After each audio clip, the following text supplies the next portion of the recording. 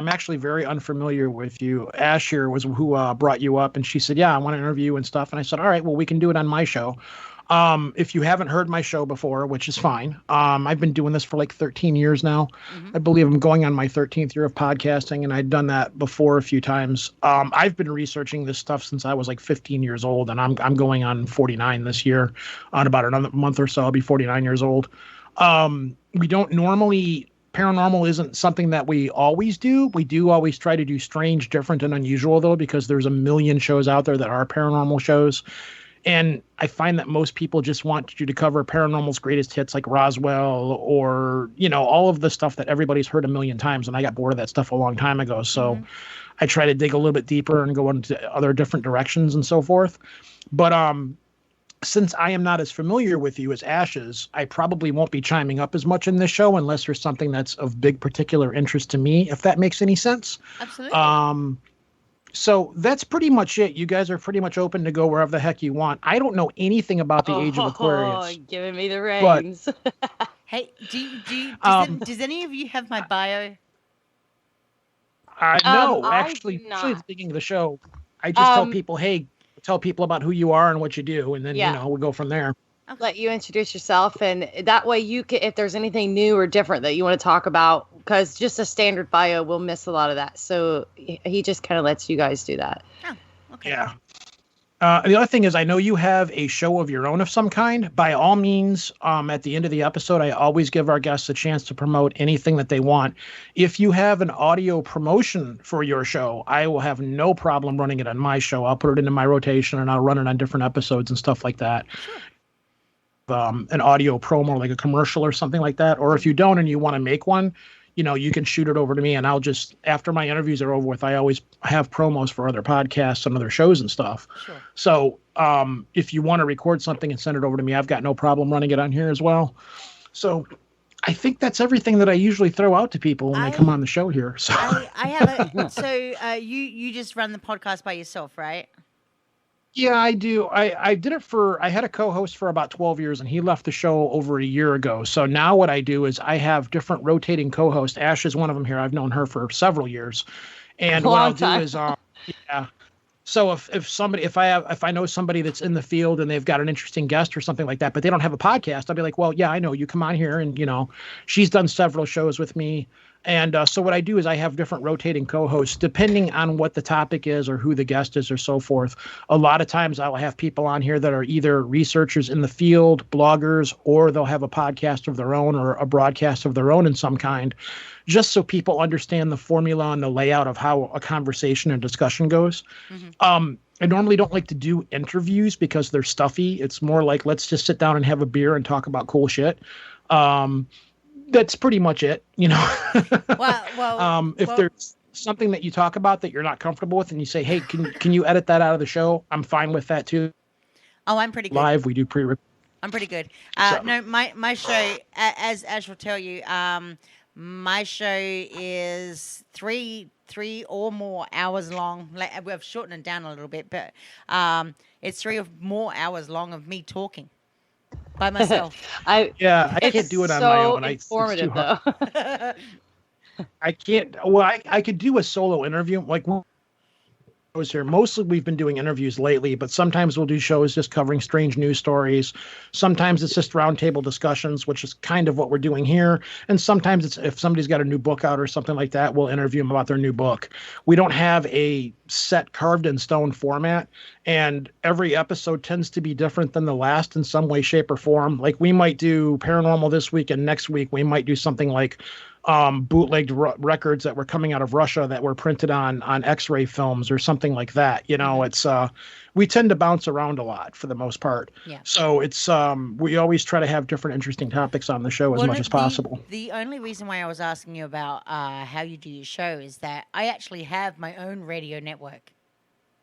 So if you need further your show. Did one on Ouija a little while ago. Yeah. So I watched that. So if you want an avenue to expand your shows, I can give you that. Oh, nice. I'm not really good on camera, and the other thing is that I think she's just offering you a platform and extra space to throw your podcast on. Yes.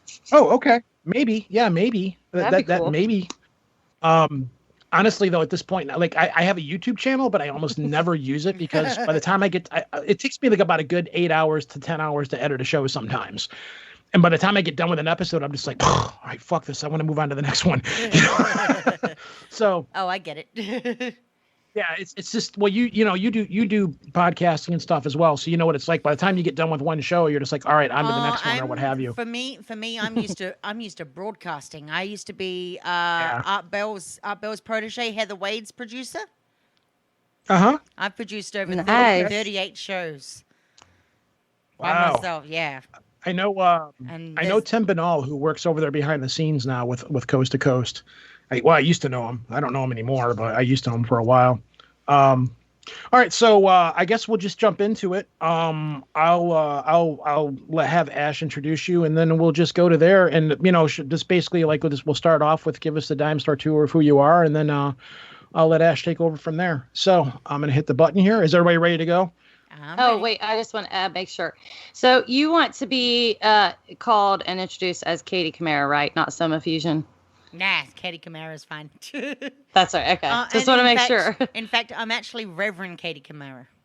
Ah, okay. Thank you for correcting me. Now I know. Is your accent Australian or New Zealand? I'm Australian. That's what I thought. Okay, I've got a lot of friends over there. I got a couple that live in Adele, actually. Cool. So, all right, I'm gonna hit the button here. And what did you want to be called? Let me write this down. Reverend. Yeah, Yes, I've got go a ahead. title. I'm actually a Reverend, soon to be Doctor, but I'm Reverend Katie Kamara. I keep losing her signal. She keeps cutting out on me. I'm right here. Haven't got anywhere. Katie Kamara? I can hear her. Yeah. Yeah, she keeps cutting out on my end. Oh. Is it Katie Kamara? Is that how it's pronounced? Yes. Okay. All right, I'm going to hit record, and then we're going to roll with it. And recording, make sure the little thing pops on. Da-da-da. All right, so with me tonight, I have Ash as a Reverend Katie Kamara on here.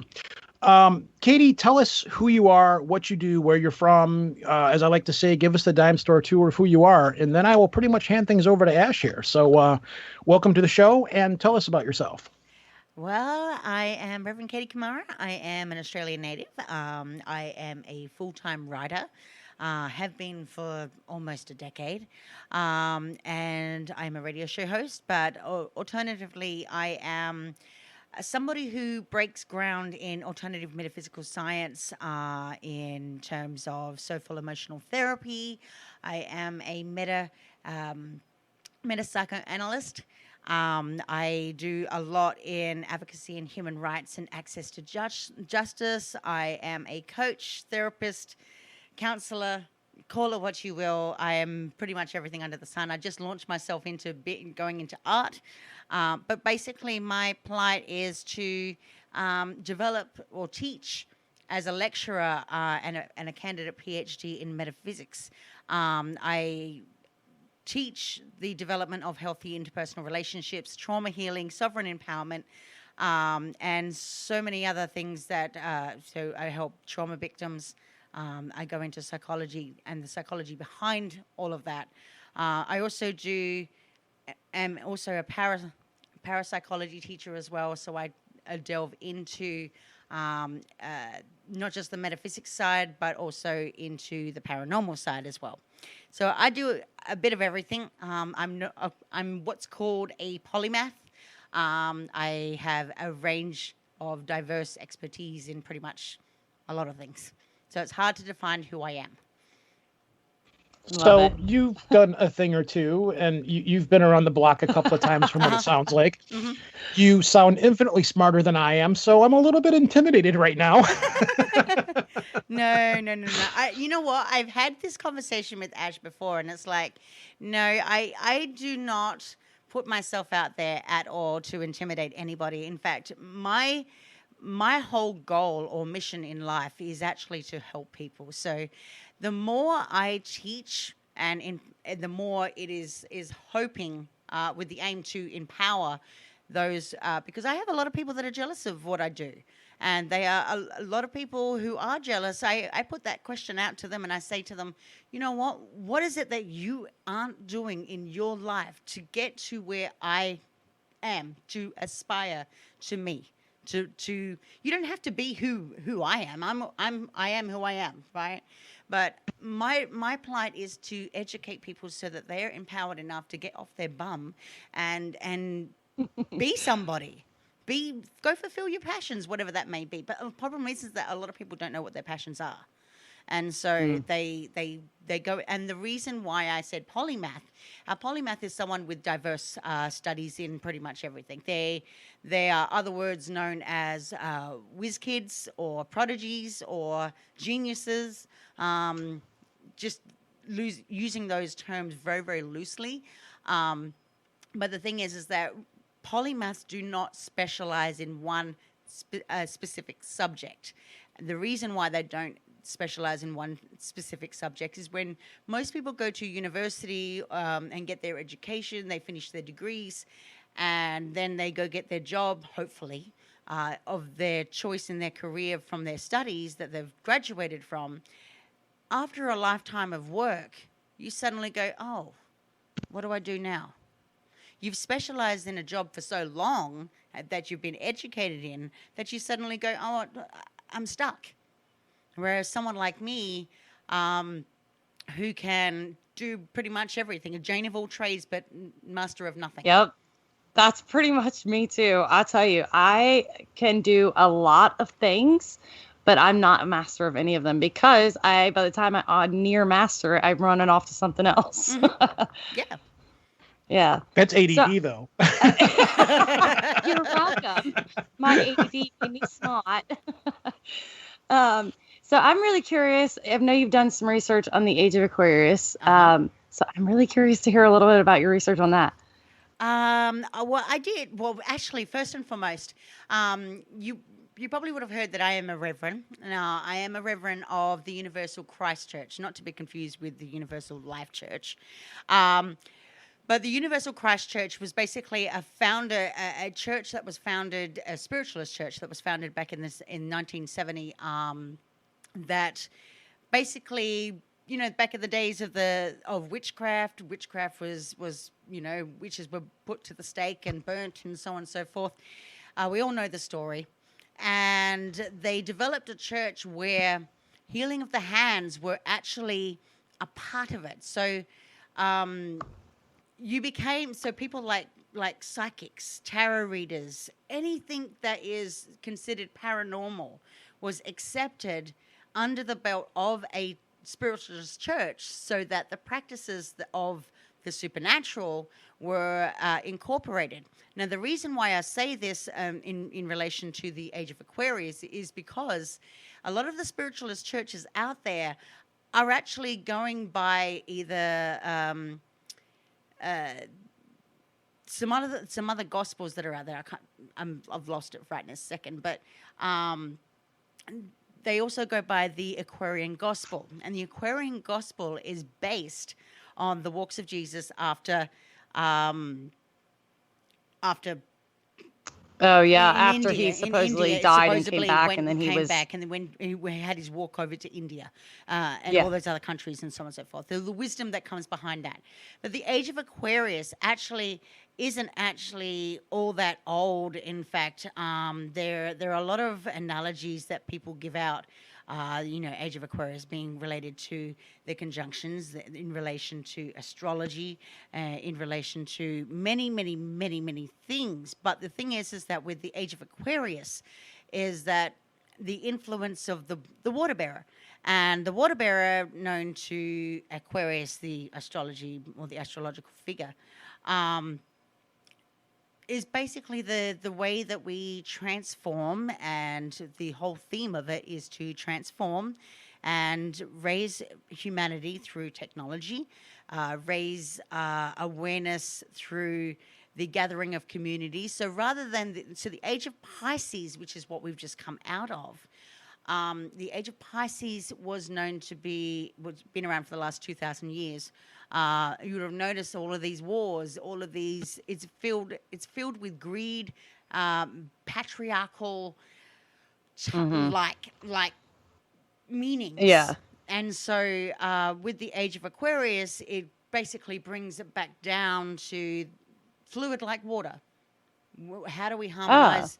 How do we harmonize things? And we harmonize things by bringing things together. So for the next 2,000 years, supposedly, if we take it that way, we're supposed to be harmonizing humanity by coming together to fix what we have done for the last 2,000 years, and hopefully by then we'd have less. Are you war. aware of everything that just happened in the last few months with the election in America? Oh yeah, no, yeah. If I went down the road of politics right now, I could, slap myself in the face. Yeah, but I know. I'm just kidding. I'm just kidding. Go ahead. But the thing is that this is it's supposed.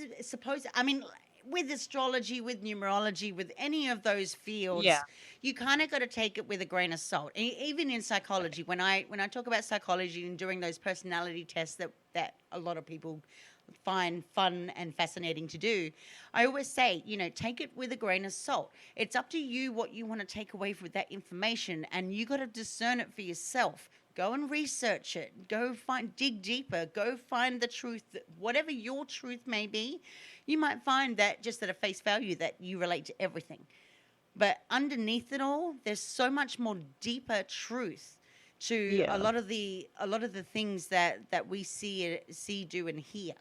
And so, of course, we can go into the retrogrades. Well, sorry. Yeah, I want to go into that for sure. But I was going to ask you also, now, how are they determining when the Age of Aquarius ended and when the Age of Aquarius is supposed to begin and the Age of Pisces ended? They have said it actually finished about 100 years ago. That's what I thought. I remember you saying that when you were talking about it on your show, and I was like, it's so weird because it was supposed to have begun 100 years ago, but here we are just now bringing it up and talking about it. Yeah, but see, here's the thing. Here's the thing. There are people that say that they finished about 100 years ago. There are other people say that that it's supposed to go 2,160 years. So that means that we've got another 150 years to go at least, or more. Ah, wow. 140 but actually. At the same time, that kind of aligns, not quite, but kind of aligns with the whole we're further ahead than we're supposed to be in time because of the way that time has fallen over the calendar years after year. Here's the thing. If we relate, and this is just a theory, if we relate the Age of Aquarius to connecting of energies and radical expression, which is exactly what we're seeing in politics right now, it creates all sorts of innovation. So the Age of Aquarius is all about technology. So who's to say that we could go into the age of time travel? Oh, nice. Yeah. And of course, we know that Elon Musk is making his technological advancements. I already know. I just saw an article the other day about, I can't remember where I found it, but I saw an article that in 2027, they're going to be launching a space whatever thing. Yes. Into orbit for a space hotel. Yes, exactly. There's a private company that has recently decided that they're going to build a space station in orbit. And I think it's a merge of two companies, but I think they're going under one company name. And they're really taking off. They're like selling shares and everything else. And it's like, wow, I feel like that's going to kind of be, I mean, if there was a time where everybody's going to be shipped off into the outer space to live on space stations, this would be the beginning of it, I'm sure, because you got a private company that is now being allowed to do this. And you got to remember too that astrologically speaking, the Aquarius energy is also can be related to the mad scientist. So if you're thinking about technological advancements, you're going to see very, very fun-loving Aquarius that like to be in solitude all the time, and God knows what they're doing behind closed doors, because these are the people that actually bring forth the advanced technology. So who knows what we're going to see in the next 20 years? I mean, we're talking bullet trains here that travel across the world in less than 5 minutes, like, really. Yeah. that Yeah, whole it's sci-fi vibe that we see in the movies is now I mean, you and I may actually live to see that, or partially see it's that. really already here. I mean, I realized it the other day when I have a touchscreen laptop, and obviously I have my big screen smartphone. And when you're flipping around, you're moving your different screens that are on top of each other around and back and forth, and then you got multiple modems that you can switch stuff back and forth to. It's already here. We're already doing it.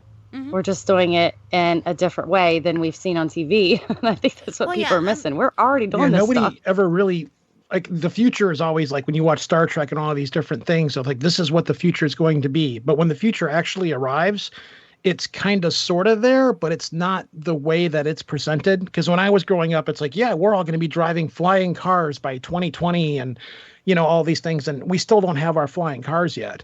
But yeah, well, we do. A lot of it, what it comes down to, we do.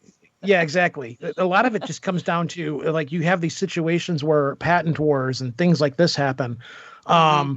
Like they just announced a couple of days ago that warp drive is no longer theoretical, that the science actually exists for it. It's just a matter of getting the energy together to get something to work in a warp drive to make a warp drive actually work. Yeah, but and they're actually able to teleport atoms now. Yeah, but it's only like photons and stuff like that, I'm not really sure. Still, I mean, it's like, here's the teleporter, step inside of it. I'm not really super psyched about the idea of having my atom scrambled. I don't think I would ever be in the prototype version ever. Now, if you want to beam me groceries to my house or something, okay, there that's you a go. little Toxic groceries. You're welcome. Yeah, it's like there's that comedian Dane Cook. He made this joke about everybody doesn't like to go to the DMV because it takes forever. So eventually they're going to have teleportation technology and you're going to teleport to the DMV and you're still going to be pissed because you have to wait in line for 4 seconds or 4 minutes or whatever. You're going to be like, I've been here for 4 minutes. I need my tabs. I need to get out of here. And then you wonder why all the conspiracy theorists are in heaven right now, because every conspiracy theory is coming to light. Well, yes and no. I mean, really see a situation now where people can believe whatever they want to believe. That's exactly right. Yeah. But I do find it fascinating too, because the whole archetype about the Aquarian. So let's just go into Aquarian for a second. Even though they may be the mad scientists, they may have the new innovations, they may have the brain for technological advancements. They also are the people that are very, very impulsive. In other words, they're going to rush to get the technology going, but they never finish the project. So if you have known that, I think it was Elon Musk that tried to do a rocket, had everything ready, all ready to go. It was just recently. He had everything ready. He set the rocket off to go into orbit, and when they brought it down for a perfect landing, it landed perfectly, and then it went kaboom. Yeah, that sucked. you got to be like, bad. It's working. It's great. We made it. It landed. Oh, not so. Like, we're closer. Yeah. So that's the type of reaction you may actually get. So I mean, we may start a world war, but it may not ever finish, because nobody wants to continue it. So what are we really fighting for? Exactly. Like, if we could all just get our act together and stop messing with each other, and if the greed wasn't the thing that it was, I'm quite sure that technologically we'd be far, far further along than we are right now. Because one company has an idea, and another company has another idea. It's like, hey, if we take these two ideas, like your chocolate fell into my peanut butter, that kind of a thing, we would actually be able to get somewhere and go somewhere. But I hate to be the downer guy. I'm kind of one of those people. It's like, do we really need to be going to other planets right now and doing other things because we can't really take care of what we have now? I hate to be that guy. But by the same token, if we do make it to Mars and we set up on Mars, that's a whole other world that would be free and hindered of things that are going on here. You have a situation there, like you don't have oil companies. You don't have a lot of the same things here that govern the way things are done here. It's kind of like when people shot off to start the new world in America and it formed its own and new thing.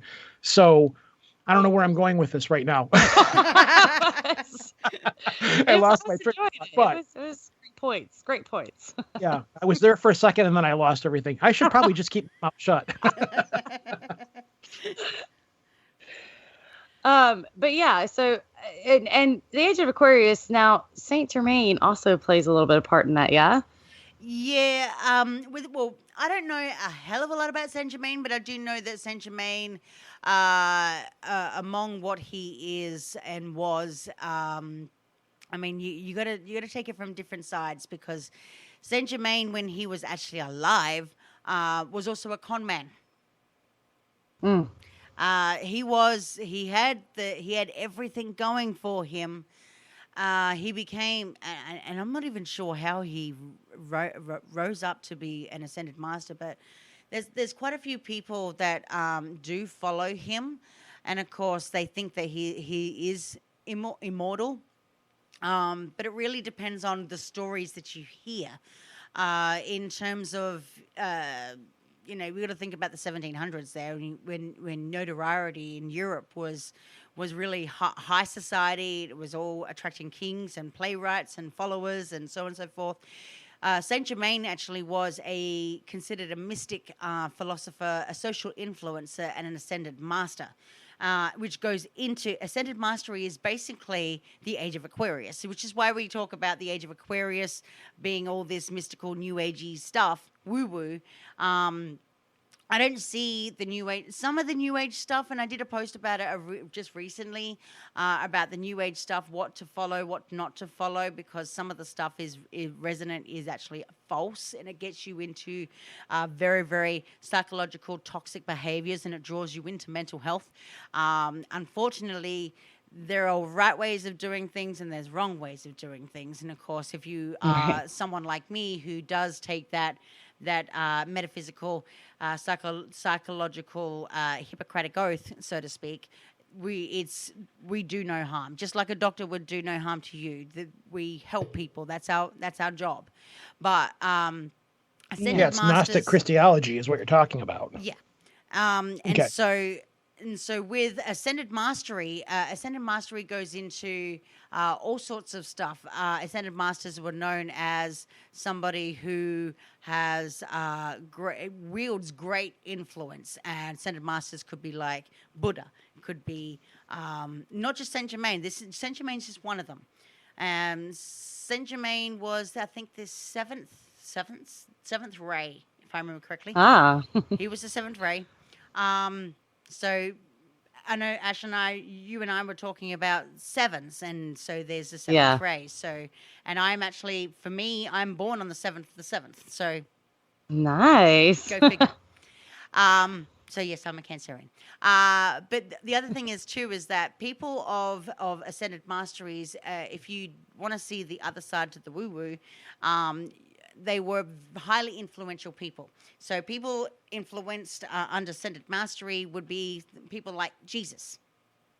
Yeah. But one thing I do know about Saint Germain in all of my research is that he was also known by other pseudonyms, and like the Marquis de Montferrat, Comte de Bellarmine, Chevalier Schoning, or Count Welding, or Comte I can never say this word, Soltikov, or something or other.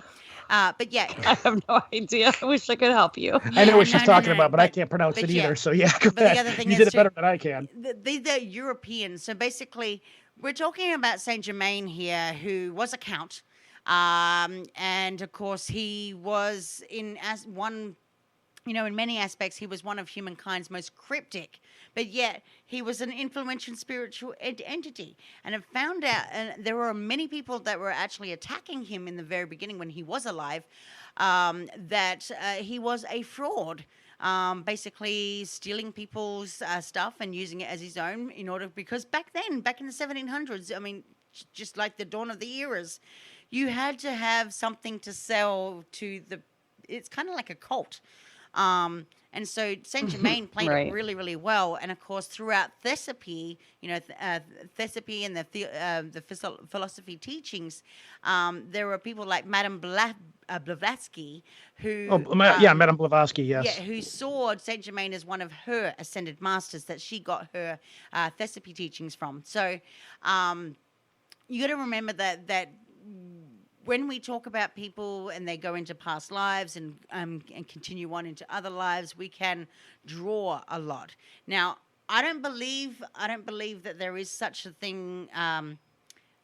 Not such a thing as ascended mastery, because I do teach ascended mastery, but I will say that it's up to the person to believe what they want to believe, whether they want to believe that we have drawn in from these people, or whether we've actually drawn in from a higher purpose, or the oneness, God, whatever we want to call it, that lives above us.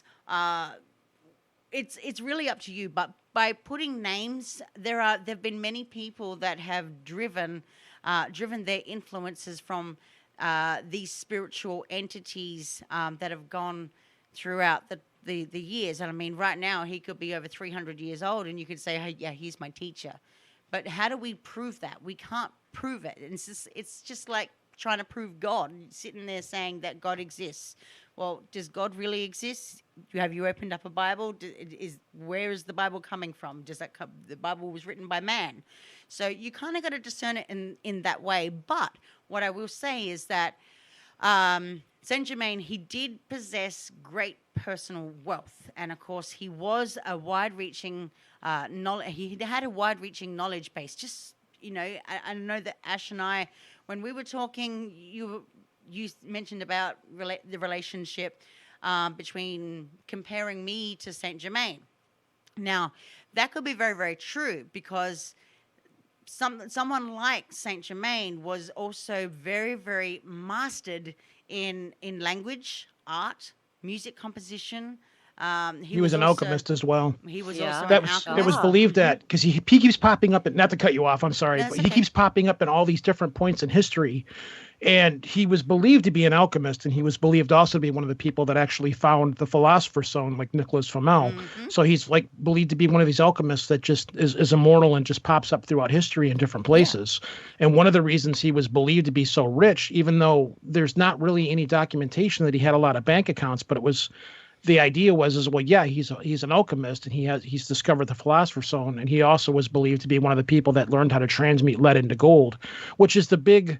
When you look at alchemy, that's the big thing that, alchemy, it's about turning lead into gold and transmutation.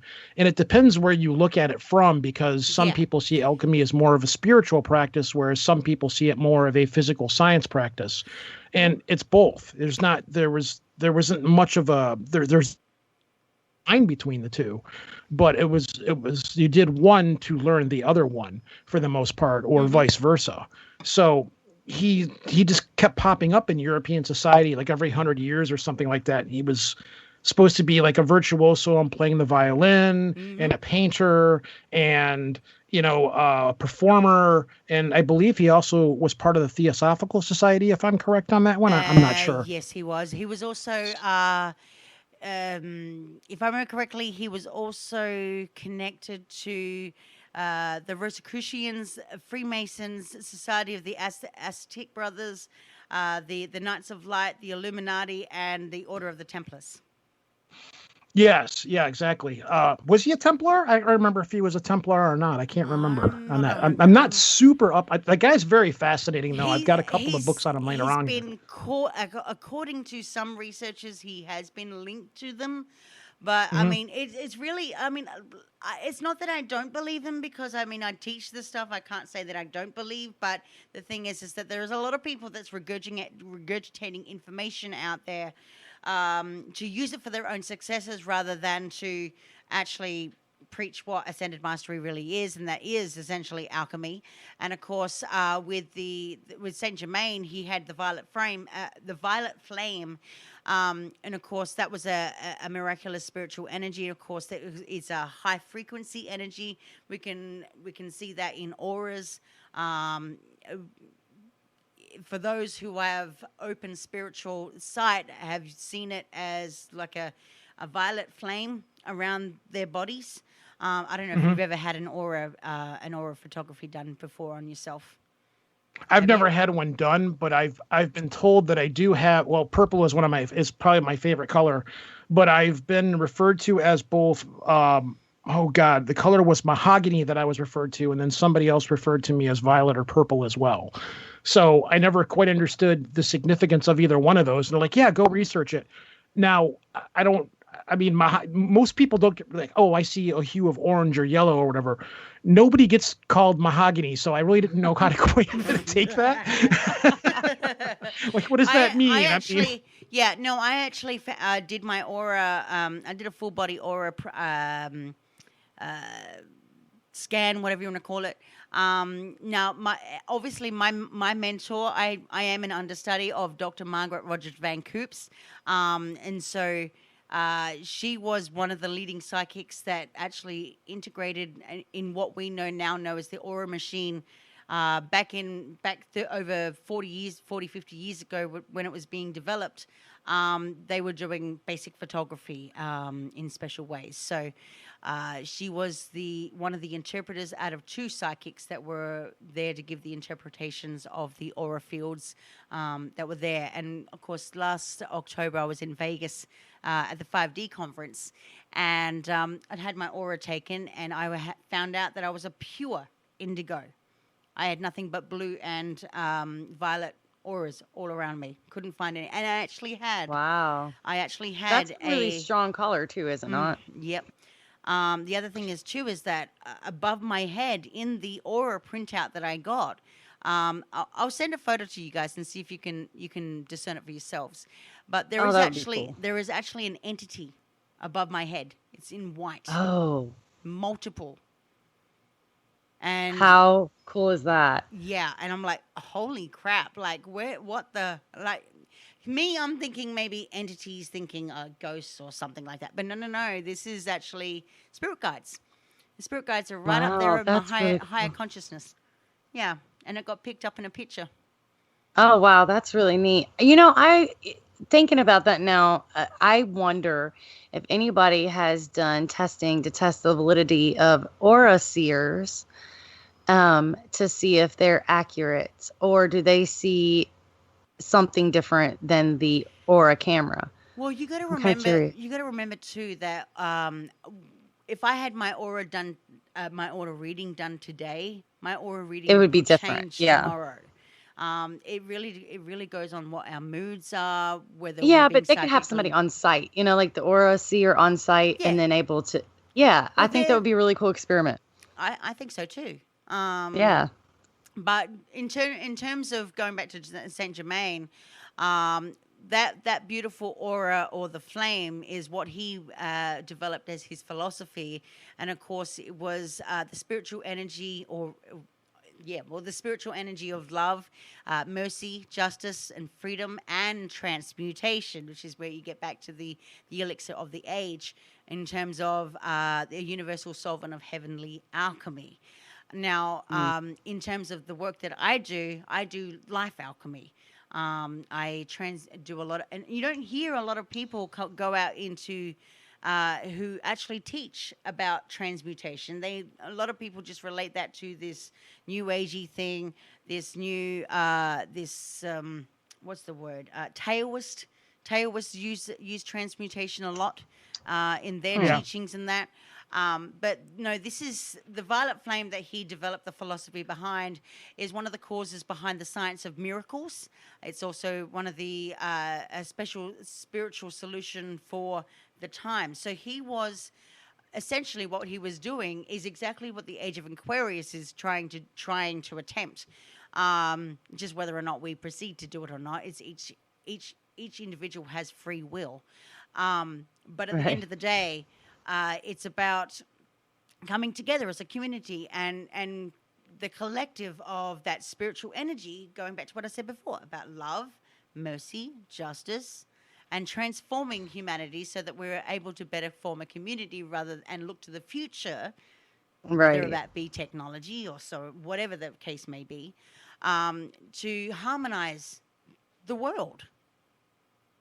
So yeah, I mean, in terms of Saint Germain and Age of Aquarius and Thespian teachings of Madame Blavatsky, they really do ring true. But a lot of people, because we're so indoctrinated with mainstream religion, that we're not open to the things that are actually the philosophies that are taught in some of these teachings, because we're so hell bent on believing that of maybe perhaps the church.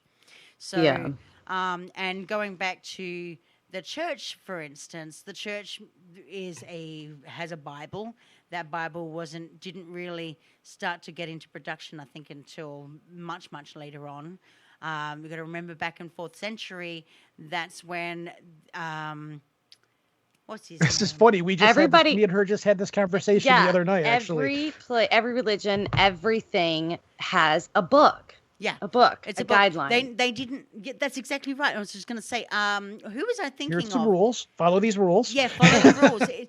Well, I did. Funny you should say that, because before the 4th century, I did a show on this about religion and sex, and of course, I brought on a professor from CSUN, and he was saying, he contacted me one time, and he said to me, he goes, I did I actually teach a class that talks about religion and sex, and I went, really? I said, huh. And he goes, That's interesting. I really like that. And I said, he goes, what? He goes, I know, I really like your work because, I am someone who is a very, very sexual being. And I was going to ask you about that. Yeah, I'm a very, very sexual being, and I was taught Tantra when I was 17 years old. Through a Tibetan tantric monastery, correct? No, it was through a master monk. That's right. So you got to remember that Tantra may or may not have anything to do. It just really depends on the way that you have been taught or practiced. Most people relate Tantra to sex, but Tantra is not necessarily has anything to do with sex. It is more about the exploration or the vehicle to awakening to enlightenment. And so all of these subjects that we're talking about tonight are very, very interrelated because they are different philosophies from different points of view.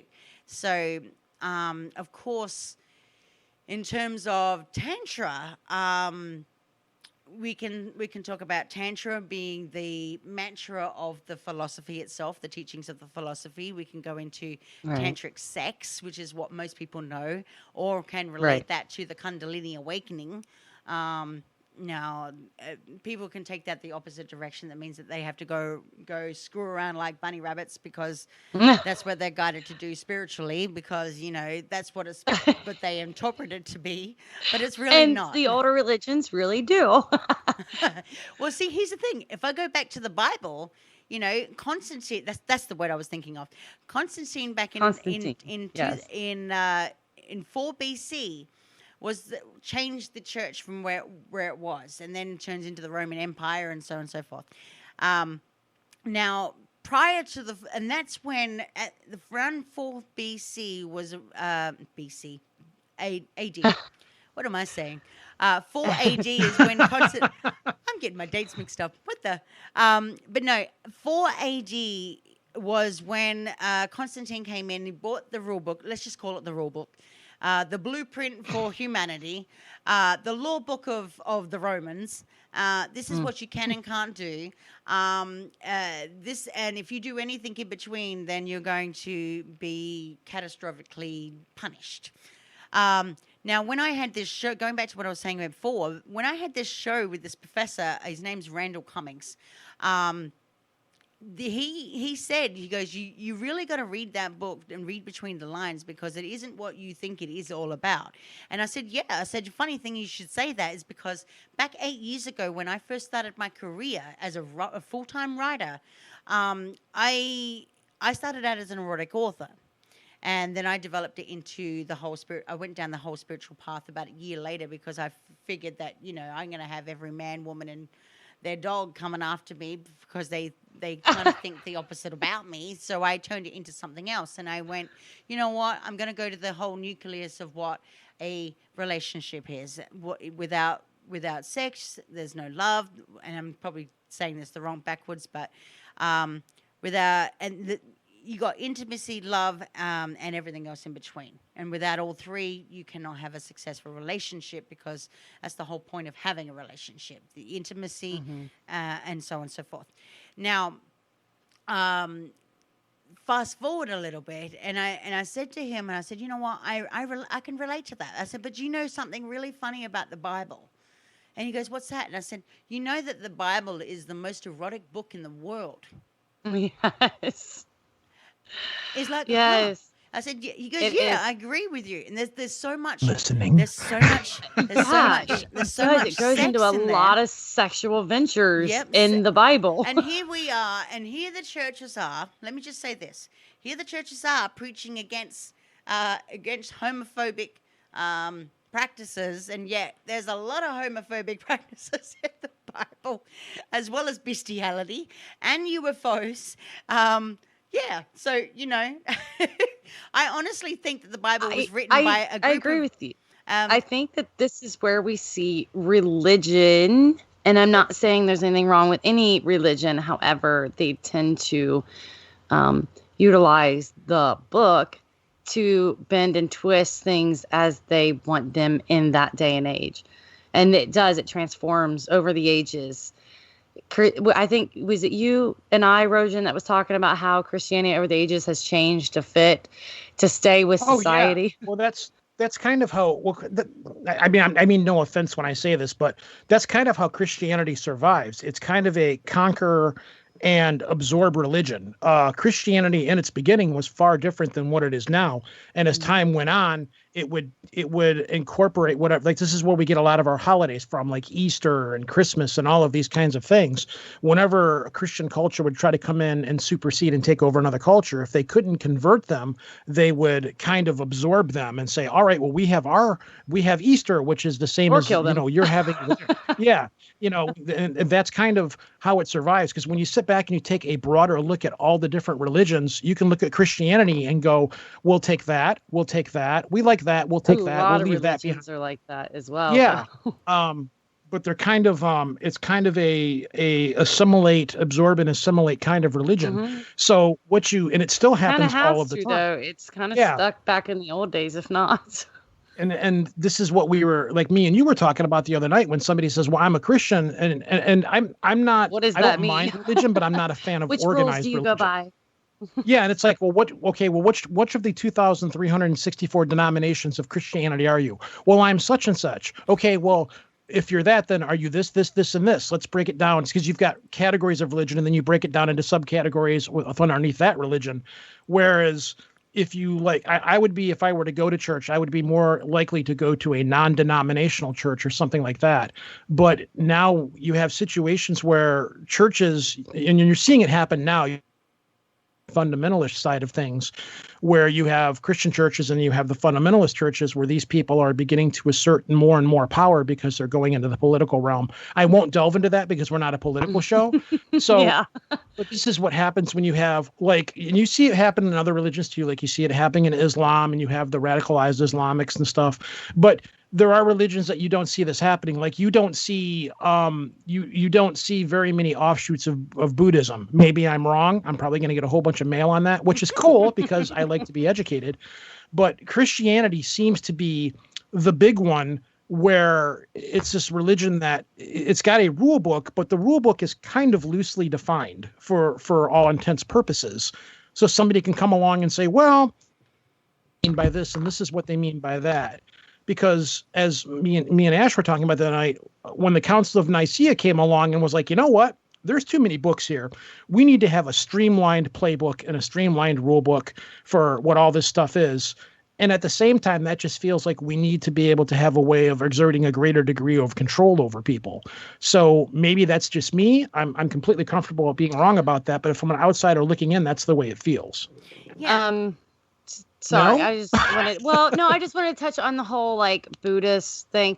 Now, I think that any religion is age specific and also region specific. So depending on how old they are, what time of day and age it is, this day and age, 2021, and also your region, if you're moving from, you have the Bible Belt in the States. Yeah.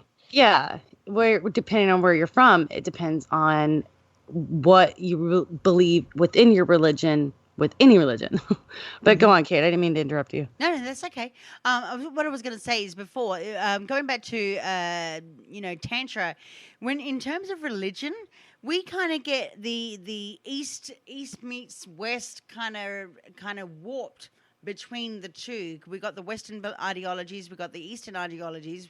We also tend to mix up Hinduism with Buddhism, which can be easily done, confused. Easily done, but they're Easily different. confused, but they're completely different.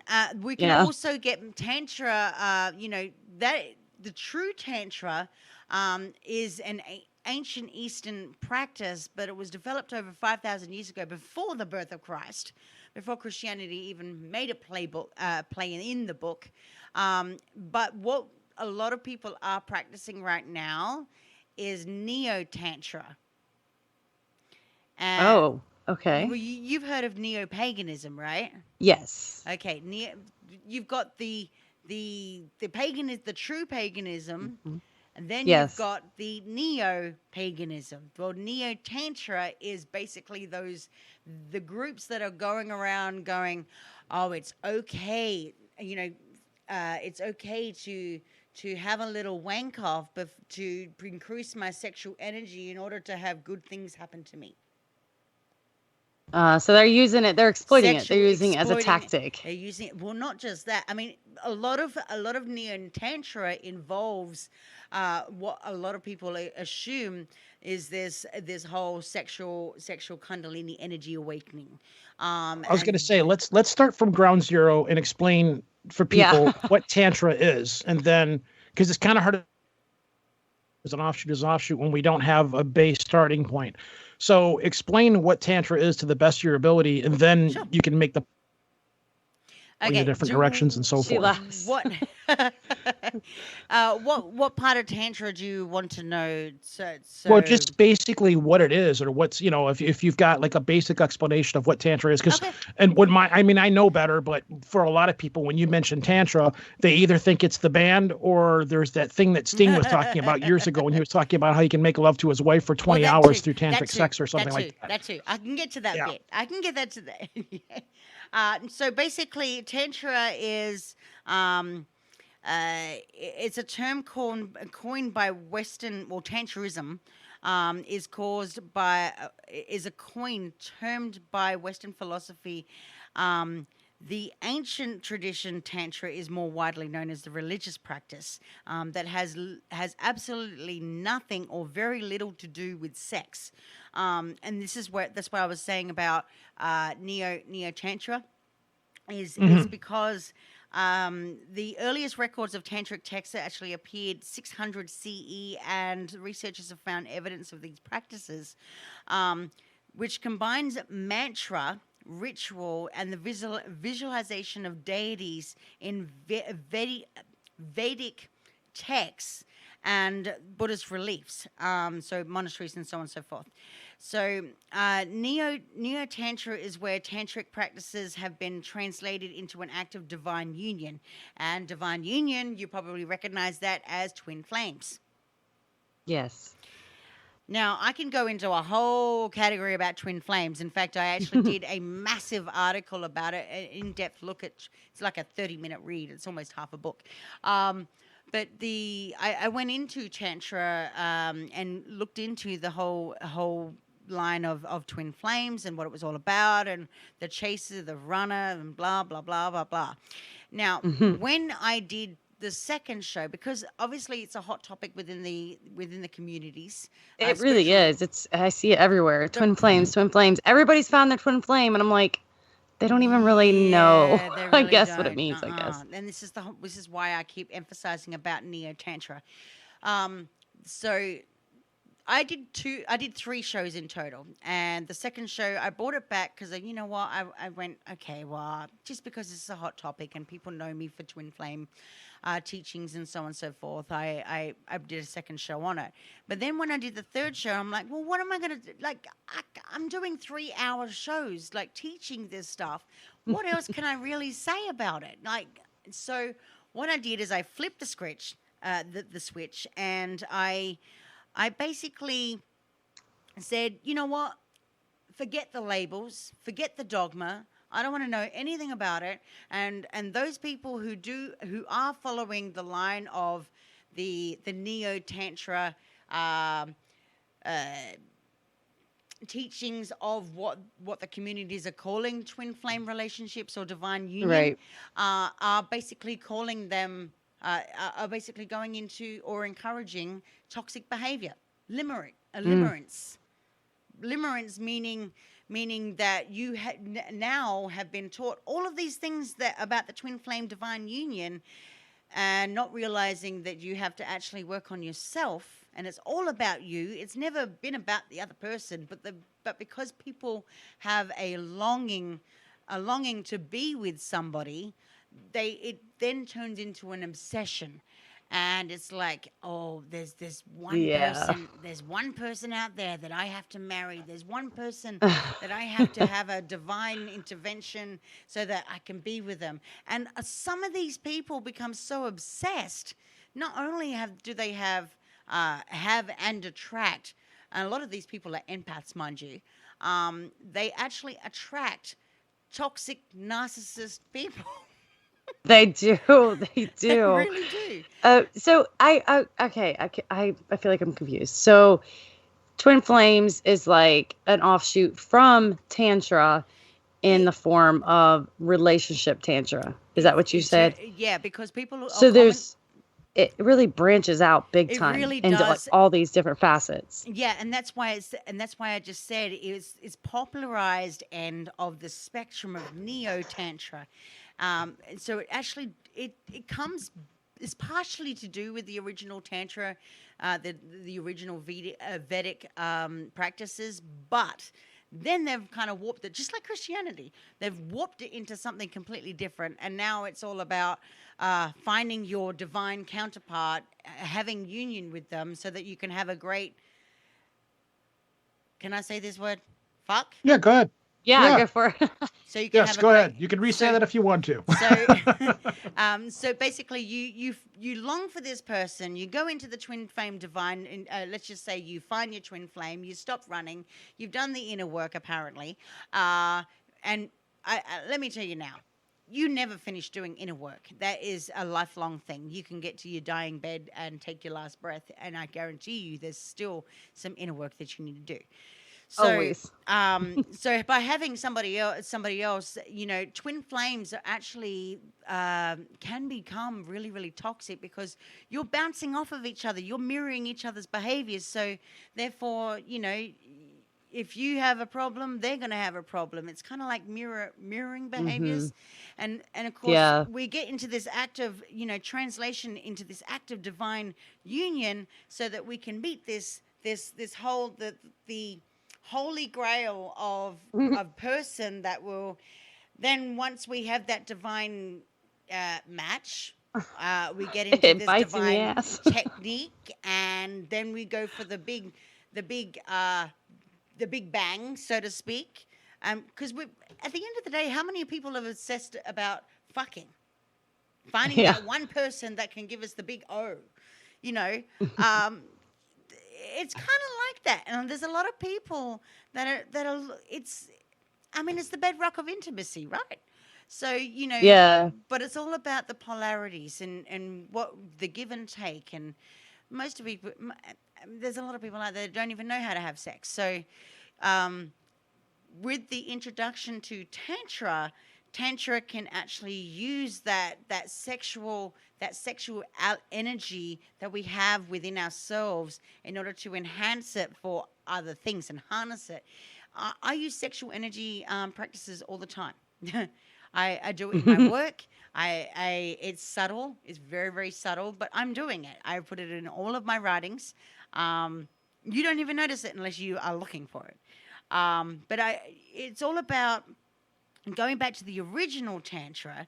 It's a divine union. It's a capitulation of the bliss achieved by Shakti and Shiva. In its modern day usage, actually reflects the act of discovering the deity within by harnessing that sexual energy. And so that sexual energy and the power of the orgasm is manifested as the act of service to the whole, and is directed back into the cosmos as divine and purified love. And what it does is it shifts the focus from the root chakra, do you know anything about chakras and the systems, back to the heart, the third eye, or the crown. Yeah, but so what you're talking about here is just basically sex magic then, It's for whatever form. That's There's pretty different. much, yeah, and that's It's pretty much the same thing as practicing magic in whatever way. It's all the same stuff. It's just Your how energy you is do it. boosted and comes from energy a is energy. different source. Yeah. Yeah. Yeah. I mean, and that goes, and this is why a lot of people get confused, because the truth that basically goes into Kundalini, which is why you have Tantra. You go into the original teachings; it's all about connecting, finding the spiritual connection between two people or a group of people. Technically, the original Tantra, the traditional Tantra, is not about touching another person. It's about, that's why they talk about breath work.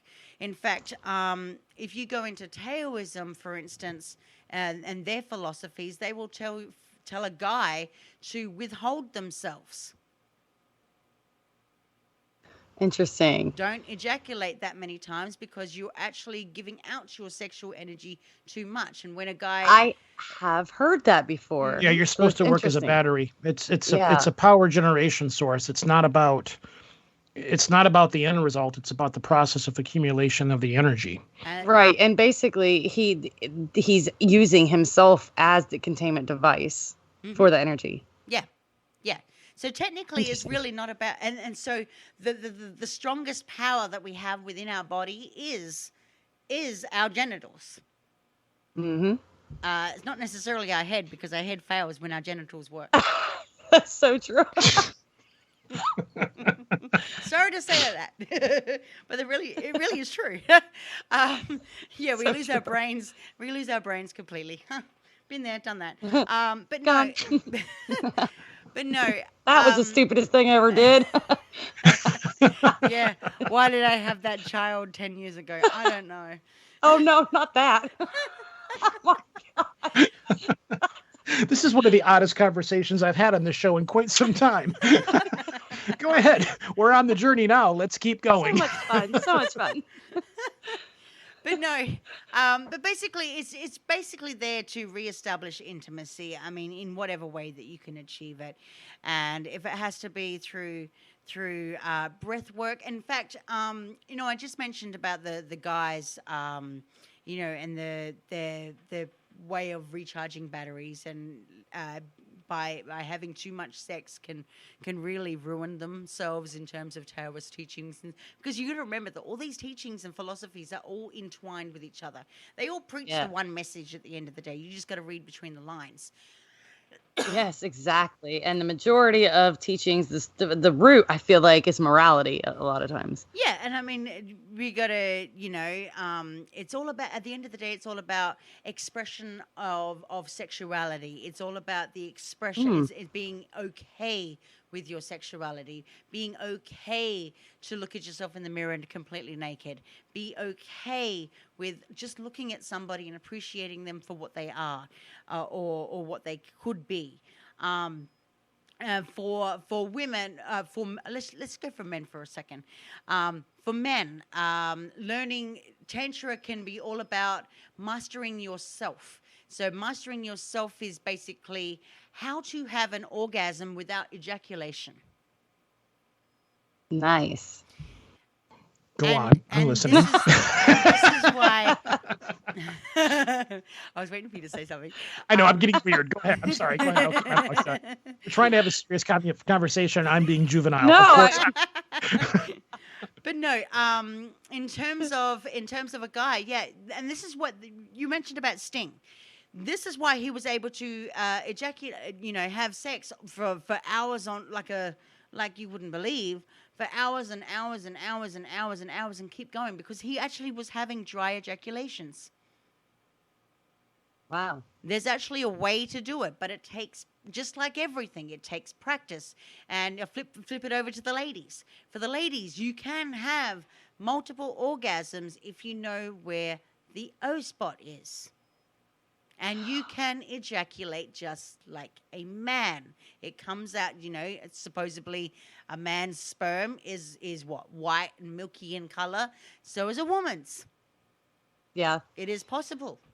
But you have you heard where they did actual research, just these people, this I don't even know what you call them, but this group was teaching how to orgasm without any touch whatsoever. Mm-hmm. And they actually did a study on the one who started this teaching, and I guess they hooked up to an EEG and was able to register that she was actually having orgasms without nobody touching her, just a lot of noise. Well, yeah, sex is a lot of mental process, though. It's more than just a physical act. Well, that's right. And that is what Tantra actually teaches. For those who follow the tantric sex path, that is what it teaches. It can actually teach that the preservation of the energy. So in other words, you're able to have multiple orgasms, especially if you're a guy. Every guy would wish to screw their wives or their partners out for hours on end without having to. Every wife would love that as well. Yeah, well, that too. That's provided that they don't get dry rub. But anyway. Wow. That's a lube. Hey, I am what you call, and see, I've been doing this for 8 years, so nothing actually disturbs me at all. In fact, I've done many shows that people when they invite me onto shows, then we start to go down this route of talking about sex and so on and so forth in terms of Tantra. They all go, "Oh my God, like she said what?" And it's like, but they find it very, very fascinating because a lot of people take it away with this information and they start looking it up and they go, "Oh crap, I should. How do I do this?" And so it's kind of a good conversation. It's a very good taboo conversation to have and just to break down the norms. Because for me, for someone who is highly sexual, I really don't mind expressing my sexuality because it is something to be appreciated. Everybody out there should be able to appreciate themselves enough to say, "Hey, don't make creepy advances, but say, hey, I'm natural. This is who I am." Yeah. Take it. Don't or be leave creepy it. though. But yeah, you don't want to go down the creepy route because it's just not. I'm not talking about the creepy route. No. But I get it. You can Yeah. use it. But it's become so stigmatized. Exactly. And I blame that a lot on religions of all kinds for that stigma. But I like where you're going with this. So basically, you are having the Tantra is about having the physical, the emotional, and mental effect on your body. And so it becomes a very, very spiritual. It's mind, body, and soul. And so if you have a partner, you can have delayed orgasm. You can learn, like I said, you have to practice on yourself. Once you mastered it on yourself, then you can go on to your partner. So for someone like me, I did this for many years, and I did what I had to do, and I got to a point where it was like, oh shit, this is easy. But it takes for any man or any woman, it's all about technique and how you do it. And what you involve yourself with, and where your mental capacity is at, and where you are emotionally, and how you are physically. It all comes into play. But you can learn all about delayed orgasm. You can learn about engaging in various different methods of orgasm control, such as the Venus butterfly. Look that one up, ladies. Or pressing gently on the base of the penis. For you guys. They got really quiet. I'm listening. Gently pressing on the base of the penis will actually help you give you a dry ejaculation. Again, you got to find the spots, so that's why solo practice is good to have, because then if you try it with a partner straight out the gate, then you're more likely to set yourself up for failure or performance failure. So you're like, you kind of get frozen. But you're more comfortable when you practice by yourself, and then when you become comfortable with yourself, then you can go and express it to your partner. Go practice, go try it out on them and see what they think of it. And 9 times out of 10, they'll be more than satisfied. Exactly. Ladies and gentlemen, go play with yourselves. I encourage it. It's good for your health. Yes. Well, no, actually, I just did a massive write up about 21 reasons why it's great to have sex in our life. So go look me up on Nice. Facebook. But no, it also Tantra also includes about appreciating eye contact, brushing of the hands. Just simple gesture movements. Yeah. That are not totally sexual in contents. The See, experience of kissing. yeah, I feel like a lot of what, as far as like the tantric sex is concerned, I think a lot of that involves not touching. A lot of Yeah. that is that build up. It's not the release. What builds the energy is It's the leading up foreplay. to. It's the foreplay. Tantra is all about the foreplay, what you do, and so yes, you're very right. When you were just talking about having an orgasm without touch, that is very possible. I've already had one. It is very, very Since possible we've been to. sitting here. Yeah. I'm just kidding. Little do you know. Wow.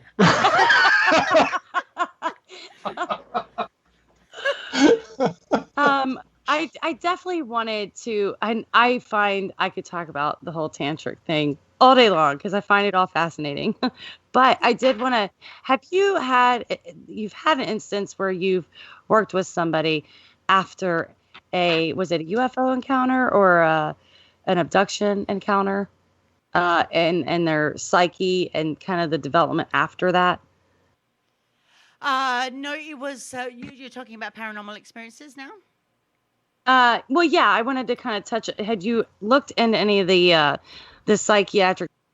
Okay, yeah, I did a massive show about mass hysteria in terms of paranormal, and it wasn't more directed at ufology, but it does kind of interrelate a little bit, and this is regarding how we perceive our encounters or our whatever they may be, our experiences as real, when a lot of these experiences can be related to what's called mass hysteria. And mass hysteria goes straight into the psychology of what we see, hear, think, and smell right in front of us may not actually be real at all. It may actually be stimulated by a very psychological reaction, and it can be stimulated from the conformist society. Or on the other end of the spectrum, a lot of the times, sometimes I'm not saying that it's not real, but people have very paranormal experiences that are totally psychological. And when I say psychological, it is trauma based. So they may have had an experience that is based on trauma. It can go into sexual abuse. It can go into physical abuse, and 9 times that. I had a very well-known woman on my show was talking about hybrid children, and I said to her, I asked her this one question, and her whole story of everything that she was teaching crashed down. And I said to her, Oh she was wow. talking about hybrid children. I said, so how do hybrid children come about? And these people have to be regressed. They tell their experiences of being quote unquote probed and being implanted by aliens and so on and so forth. And she said, and then I said to her, so how does this really happen? And I said, well, because you're talking about women, multiple women having the same experiences and all having miscarriages and all that kind of stuff. I said, so where does this experience happen? And took her a little bit. She went around the bush a little bit, but I finally got it out of her, and she basically said it was a manifestation. So the question is here is the mass hysteria that is caused by some, not all, experiences through ufology or alien encounters or paranormal encounters and so on and so forth.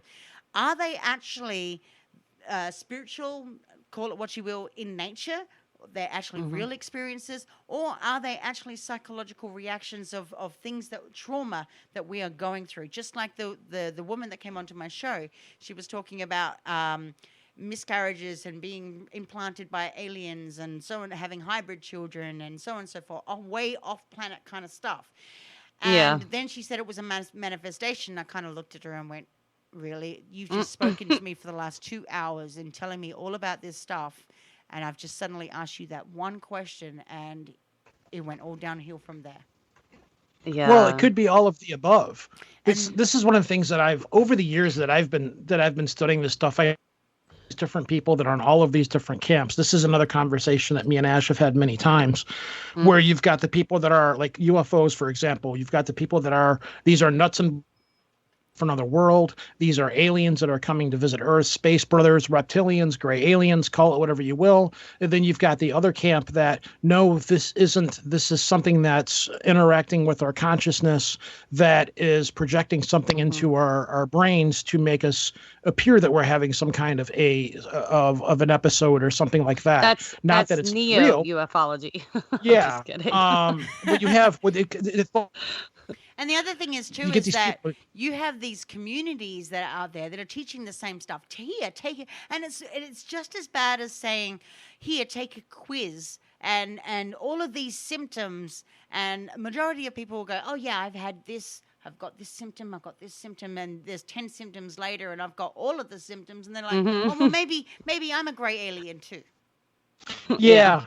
I had an experience a few years ago. I had a UFO basically buzz me. I wasn't abducted. I didn't have missing time. I just saw something in the sky go over top of me. It was probably, I don't know, maybe 6-something years ago now. But and it's weird because it's like, okay, I do a show on this stuff. I've been prepped for this kind of thing. Don't lose your shit. Stay calm. Measure how far it is. Pay attention to the temperature.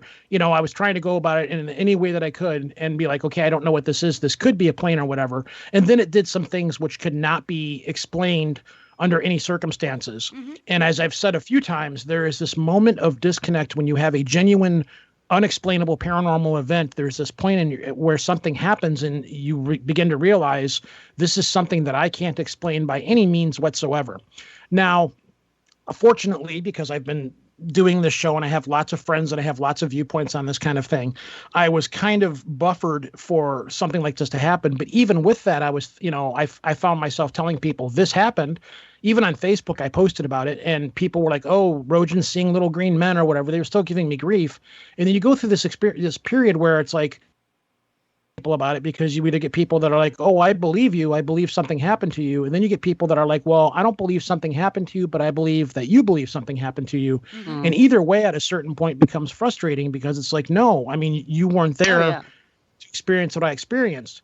And as I was telling Ash a few nights ago, I can see how people fall down this ufology rabbit hole, because here a normal person is going about their day, paying life, and then something happens, being a UFO or something, and they try to talk to people about it. The average person isn't going to know how to deal with that. The average person isn't equipped to that, or a lot of people just don't believe in this stuff.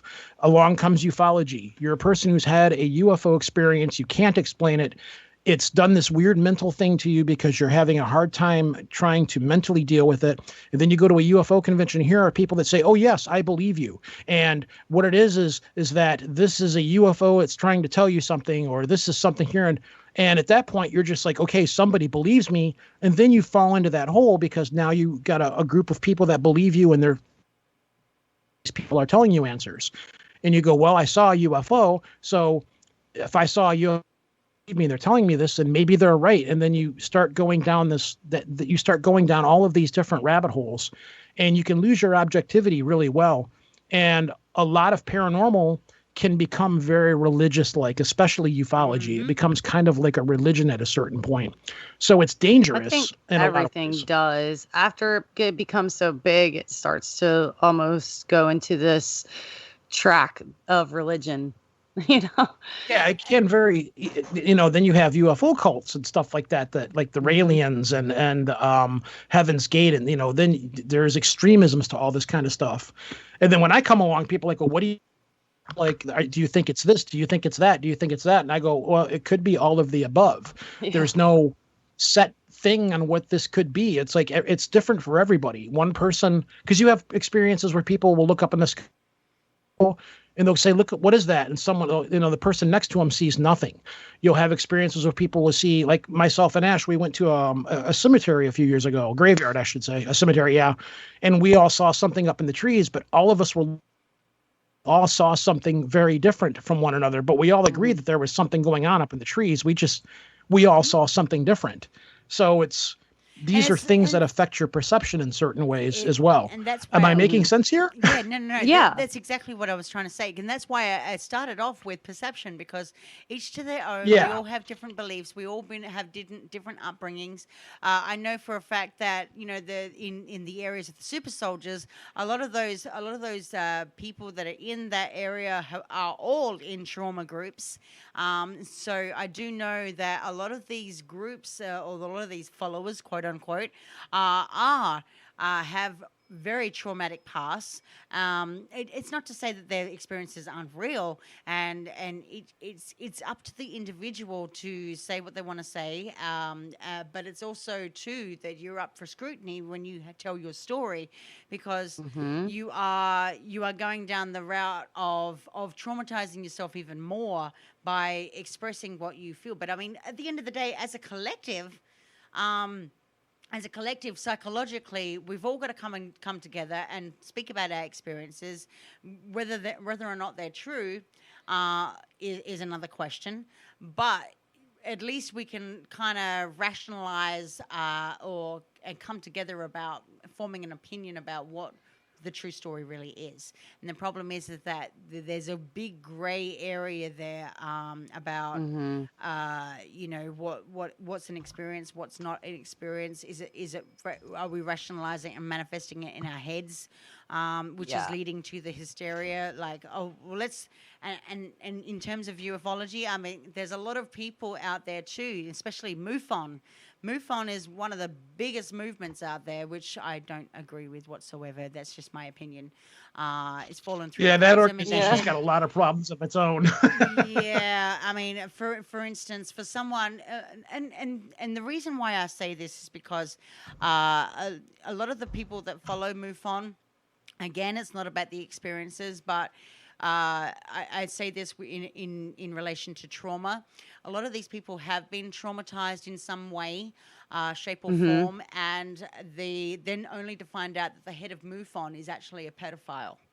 And these people are talking about trafficking. They're talking about missing children, abductions, super soldiers, all sorts of stuff that is alien related, and they're the ones committing. They're the ones that are committing the crimes. Yeah. So I was going to say also that goes into a lot of the research that I do. I research all the supernatural, but I feel like for us to understand a lot of this phenomena that happens in any of the paranormal fields, I think we need to understand the brain first. So once we can kind of delve further into like where the consciousness comes from, understanding thought patterns and things like that, I think then we can kind of understand where probably a good percentage of paranormal experiences arise from. And I'm not saying they're not real, because I also do a lot of research on things like tulpas and egregores. I think that those are two prime examples of how your beliefs and your energy that you put out there in an idea can actually create and manifest a situation or a thing. So I think that our brains are much more capable of what we give them credit for. And I think to understand a lot of the supernatural we experience, we need to understand the brain too. I mean, being someone that is a hypnotherapist, I specialize in regression therapy. I've had a lot of people come to me and they say to me, I've got this and this wrong with me. Can you fix it? And I'm like, okay. Can you be induced by hypnotherapy? Do you know what hypnotherapy is all about? Can we go down this route? Because within about I do a 90-minute session, and usually it goes for about an hour, but I kind of extend my time. But the thing is that when people come to me with issues like that, within the first 5 minutes of regressing them, I find out all of their issues. Every single one of them. One most notably, a woman that I regressed. She was trying to figure out she wanted weight loss. She wanted a perfect relationship, and she's been through toxicity, blah blah blah blah blah. All the general stuff that we kind of go through. Yeah. And I regressed her, and she actually went back to 1472. The year Wow. 1472, when during the days of witchcraft, and she was a witch living in a cottage with her mother, and she had a pitchfork community coming after her, calling her a witch and saying that she had killed her own child. Oh, wow. And so there were some really, I got this all recorded. Obviously, I can't show you, but it's kind of privacy. But the thing is with that is that I let her lend, as I do with all of my clients. I led her on a journey, and that's all it is. It's just me talking to you and holding your hand in the subconscious world, and me taking you through these little stages to figure out what it is that really cause the problems that you have right now in the present. And of course, when a lot of these people especially in the ufology community, the paranormal community and all that kind of stuff, they are the regulars that actually go through hypnotherapy regression to see what their subconscious has actually manifested, and causing the problems, the issues that they have right now. 9 times out of 10, a lot of them are to do with subconscious mental health issues, which is why I'm more inclined as a practice of psychology, I'm more to say that it's not to say that your experiences aren't real, but a lot of them are actually manifested. Yes. And it's just like the old analogy of if you watch a horror movie at midnight or in the early hours of the morning when there's no one around and you're sitting there with the lights off, and you're watching something really really scary. What do you think is going to happen when to your all of a subconscious sudden, mind? all the bumps start. You start getting really scared, and then that gets put out in the atmosphere, and then weird stuff starts to happen. And you So go yeah, to sleep, and you go to sleep, Yep. and you have a nightmare, and you wondering why, is somebody attacking me, or is this a psychic attack? Is this is this something, it's really mind-boggling, really, sometimes.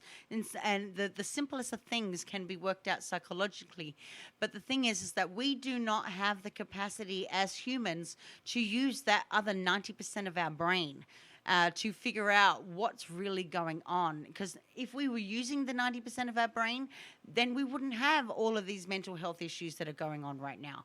Now, in terms of my paranormal experiences, yes, I went to one of the most haunted places in South Australia, because obviously I'm Australian. That's my home state. Look this one up. It's the Adelaide Jail, the old Adelaide Jail. And back in my teens, we went out there for a school excursion, and we stayed overnight in the jail cells. Now, of course, this is completely abandoned. There's nothing there. There was a lot of people that were hung, and so it is very, very creepy. And there are videos out on YouTube of things that are in the parking lot that are very, very. They stay situated in one spot, and then you'll see within a matter of moments these objects moving, and there's absolutely nothing there. Now, when I was in that jail and I stayed there overnight, I actually did have a look into the cell that I was in. I had another student with me as well. We just stayed in our sleeping bags on the rocky floor. And I felt something crawling inside my sleeping bag. It was the weirdest feeling ever. But it also manifested too, because and I tried to figure out whether it was actually a real moment or whether I'd manifested it myself, because not knowing what was going to happen, when we slept in there, right. because we'd been told all of these stories about what happens in this jail, all these supernatural things that happen. And so Yeah. here I am as a young teen trying to figure out, well, is this real, or am I just making it up in my head thinking that something is there and it's really not? And so that's been a constant investigation in terms of the the historical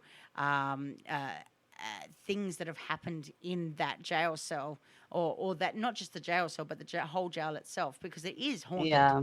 And you know what? A lot of places, all the best haunted places, like the bigger name places, they tend to lead you around ahead of time, and they give you all these stories because they plan it in your head, so that way later on you might have a similar experience.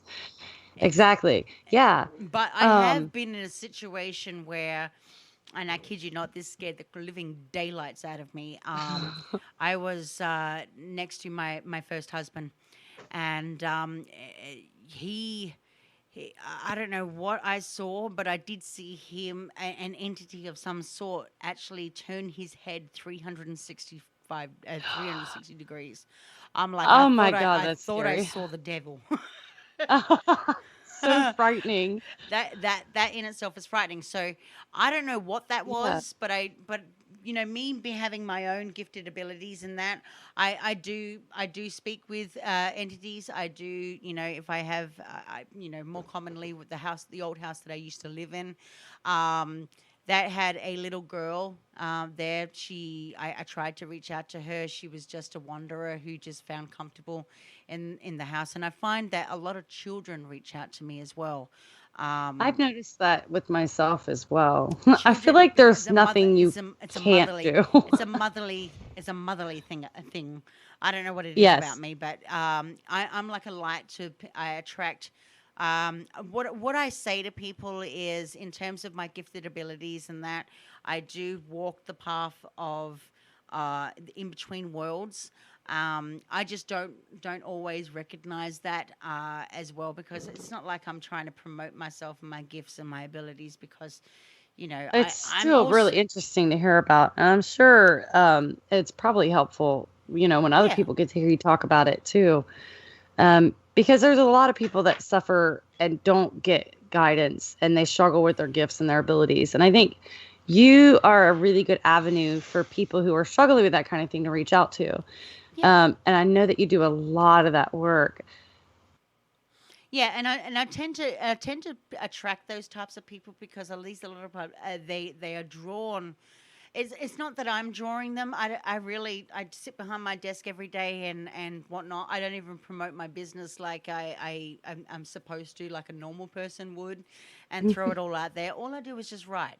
And all I do is just put out the words of wisdom that I need to put out on any given day. And I channel a lot. I channel so much that people start to realize, and they start to wake up to, hey, well, maybe it's just a matter of perspective. Maybe I'm doing things wrong. Maybe I'm seeing things not the way that I'm supposed to see it, but the way that it's truly supposed to be seen. Mm-hmm.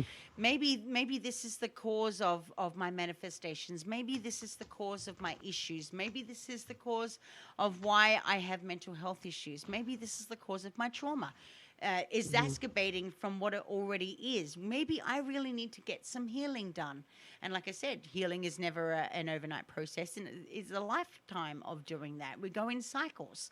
And always, yeah. And so by having this open avenue, by understanding different ways of thinking, different, that goes from ufology, that also goes into psychology, and also goes into the spiritual world, whether I can walk the path between the two worlds, so that I can understand that each to their own have different experiences. I'm not one to judge anybody for their experiences. And the reason being is because who am I to judge? I can't walk a mile in your shoes. Yeah. Exactly. All I can exactly. do And I think that's a big problem with all of these fields, is the judgment and the lack of keeping an open mind and being able to accept somebody else's theories and ideas. Well, everybody wants that glory for themselves. The big thing is that it's a lack of awareness. Mm-hmm. A lack of awareness goes into the lack of responsibility, the dutifulness that goes with the things that we experience, the things that we go through in life in general. Holding accountability to ourselves.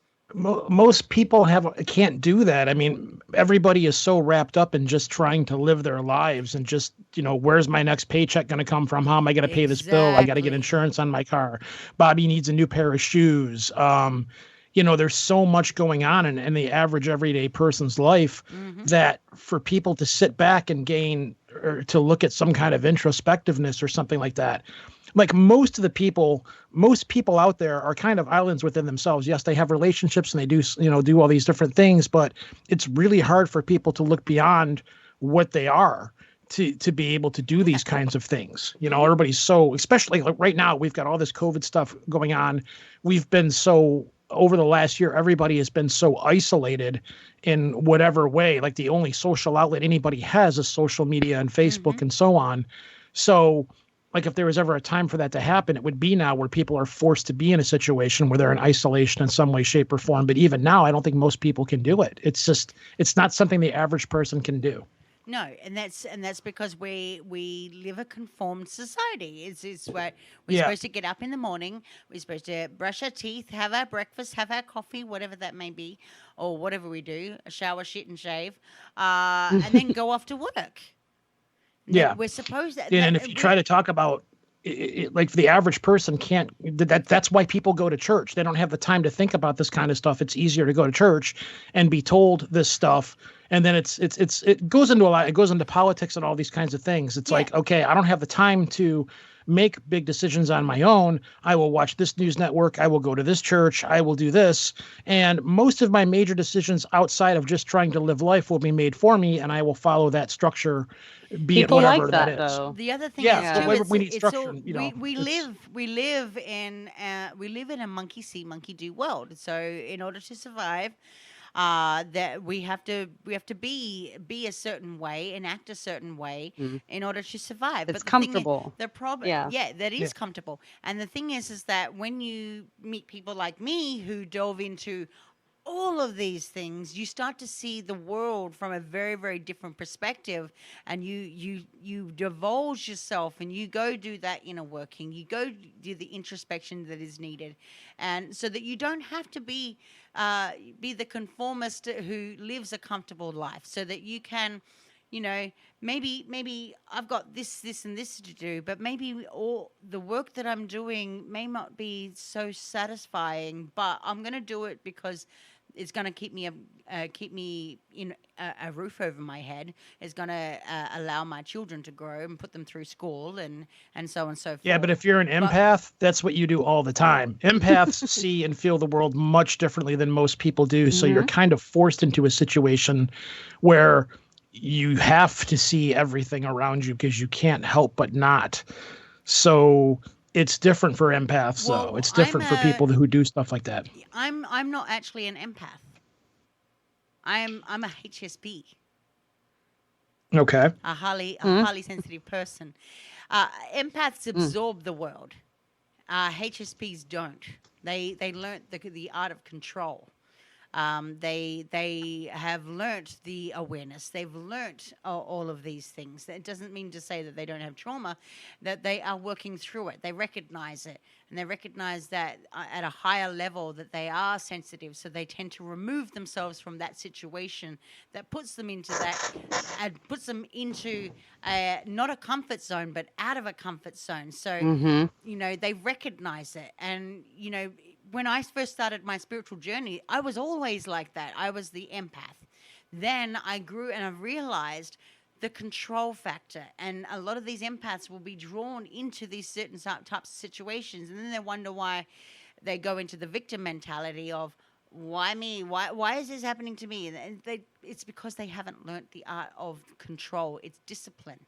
And it takes a lot, and most people don't like to be disciplined because it's their way or the highway, and they have to do what they got to do in order to survive.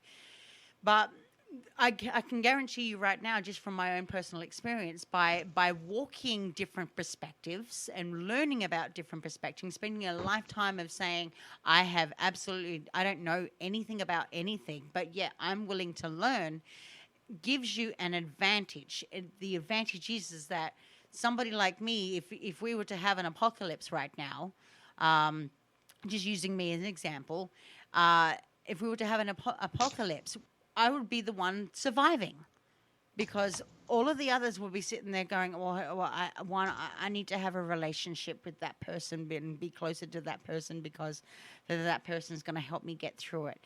we haven't learned how to be with ourselves. And that's partially the problem. And so once we learn to be by ourselves and we've learnt everything, we've gone through that whole stage of mastery, which is something that we probably never may see in a lifetime. When we've mastered ourselves, then we can go out and say, hey, you know what? It's okay. I don't have to deal with negativity. I don't have to deal with what's going on in these communities.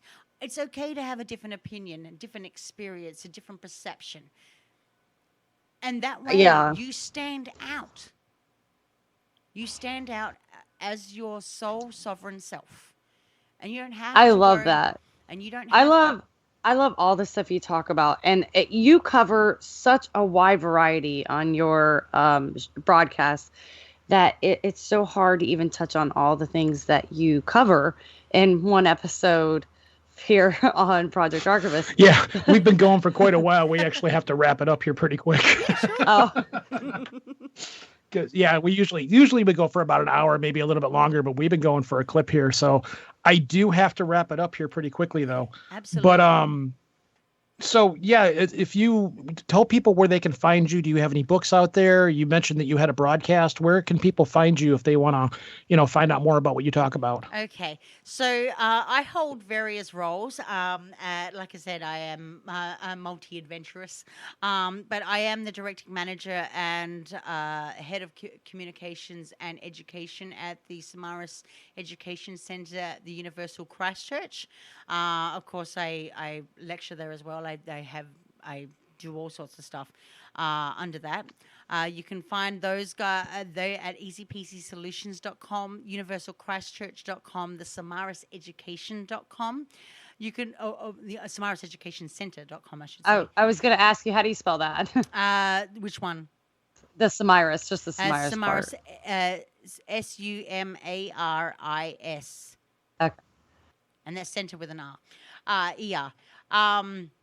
Now, we do a whole heap of stuff about educating and so on and so forth. I also am the founder of Somafusion Media, which is where I host it's a media production company, book publishing. I do everything. I'm a woman of many hats. I do video production. You have a YouTube channel as well, yeah? I have a YouTube channel, Somafusion, Mind, Body, and Soul. You can find me on Facebook.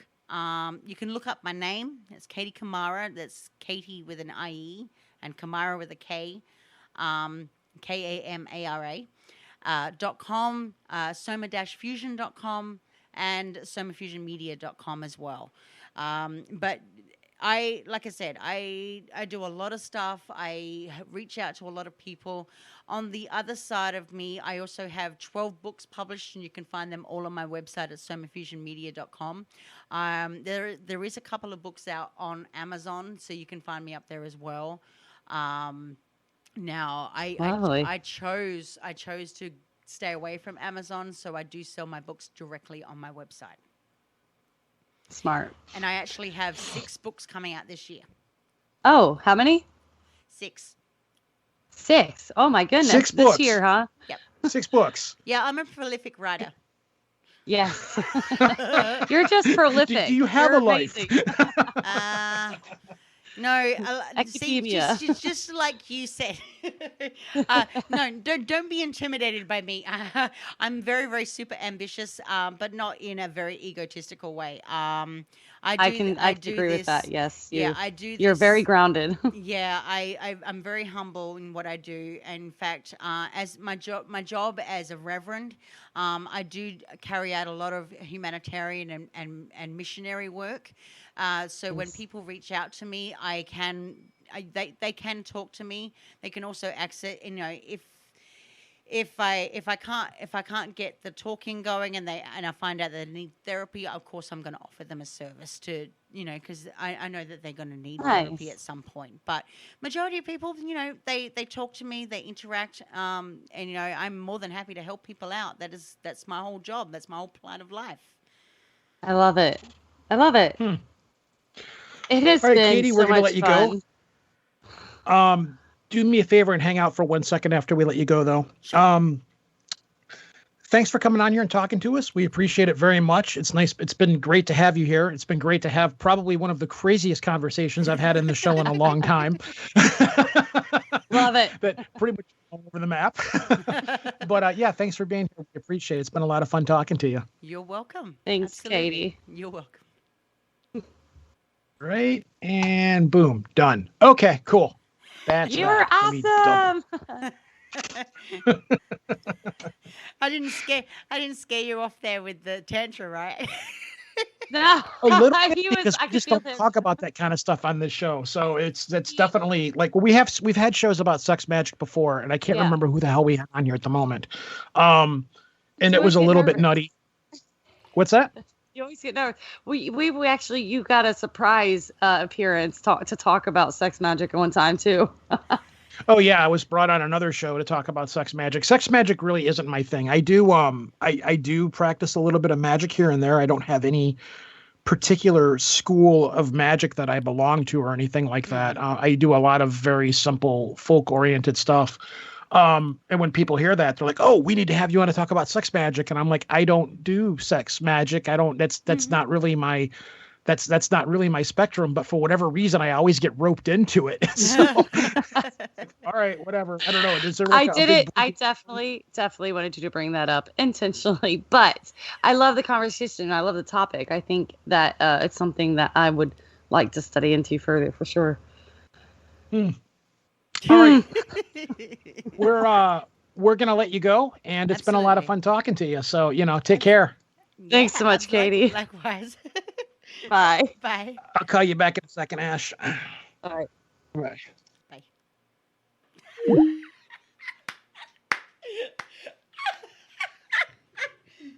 Oh, shit.